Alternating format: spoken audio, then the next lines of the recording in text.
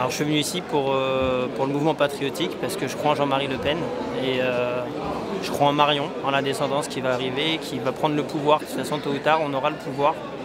Et il ne faut pas nous voir comme des extrémistes, parce que pour moi, les extrémistes, c'est des gens qui vont à des manifestations avec des cagoules. Si on n'a rien à se reprocher, on peut manifester librement, sans cagoule, sans gants.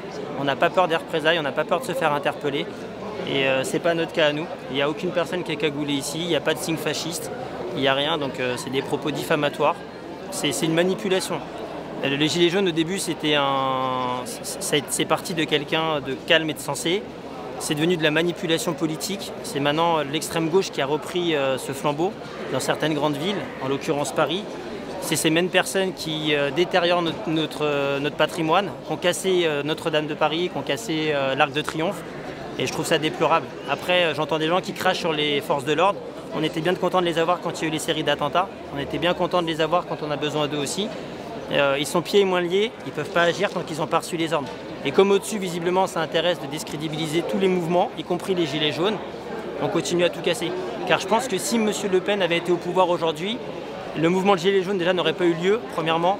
Et deuxièmement, il y aurait beaucoup moins de casseurs dans les rues. Parce que la police aurait le droit de faire ce qu'elle est... pour lequel elle est là en fait, c'est-à-dire d'intervenir et d'interpeller les gens correctement. Il n'y a pas de violence, il n'y a pas de, comme je disais tout à l'heure, il n'y a aucun propos fasciste, il y a juste un propos réaliste. On ne peut pas accueillir toute la misère du monde en France. Malheureusement, il y a des associations qui militent pour ça, et bien que ces gens les accueillent chez eux, qui leur donnent leur argent à eux, leur pouvoir d'achat à eux. Moi j'en ai marre de donner mon pouvoir d'achat, j'en ai marre d'être prélevé sur les impôts pour des gens qui malheureusement n'ont rien fait pour mon pays tout simplement. C'est mon âme patriotique qui parle là, actuellement. Déjà les dissoudre. Déjà dissoudre ces mouvements, et puis pour moi c'est même pas des mouvements, pour moi c'est des intégristes, c'est des extrémistes. Les Black Blocs, c'est des extrémistes. Alors après on va parler des Black Blocs en disant que c'est des petits jeunes des banlieues, c'est pas forcément des jeunes de banlieue, c'est des petits bobos qui habitent dans le 16e, qui ont papa et maman qui les protègent derrière, et il n'y a pas de condamnation derrière, il n'y a rien du tout.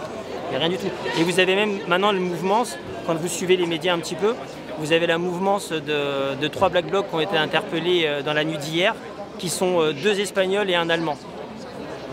Donc c'est où les médias nous mentent, où les gens se donnent le droit de venir détruire notre pays, et ce qui n'est pas normal. Je pense que la frontière devrait être refermée correctement. On devrait mettre des personnes bien et cohérentes à chaque poste au ministère, et pas des gens qui ne savent pas de quoi ils parlent.